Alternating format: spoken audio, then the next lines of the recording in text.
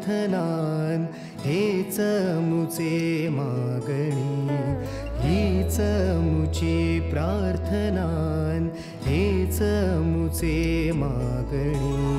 माणसाने माणसाशी माणसा समवागणे.